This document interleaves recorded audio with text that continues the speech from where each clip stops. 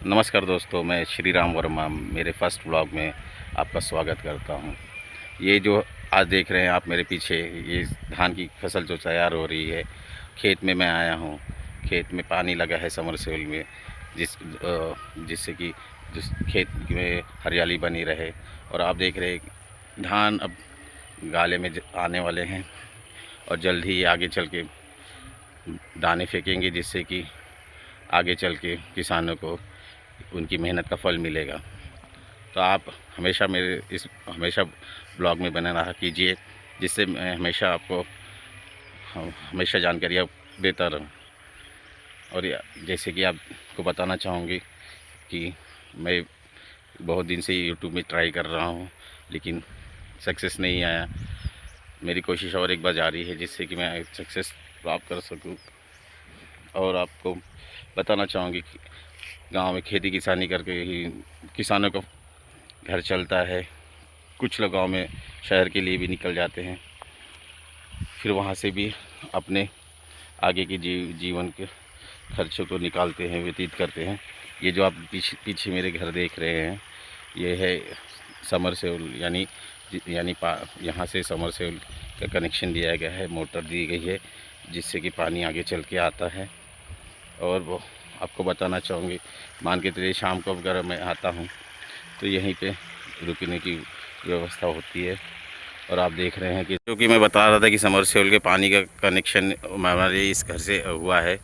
बिजली आई है, बिजली से वहाँ से कनेक्शन करके यहाँ पे आया है इस बोरिंग में। ये देखिए, ये पाइप जो लगी है, जो कि पाइप द्वारा यानी खेतों को सींचा जाता है।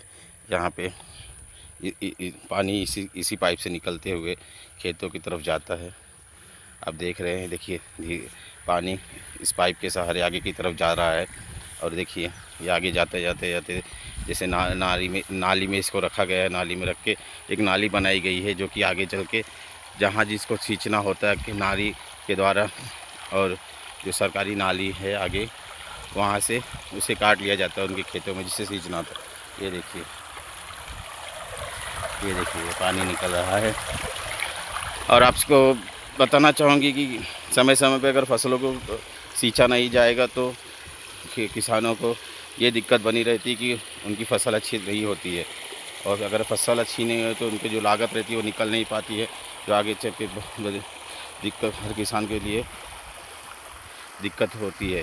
तो इसलिए किसान हमेशा सुबह और दोपहर और शाम को 2 टाइम तो ज़रूर आते हैं अपनी फसल को देखने के लिए। अच्छी फसलें हैं।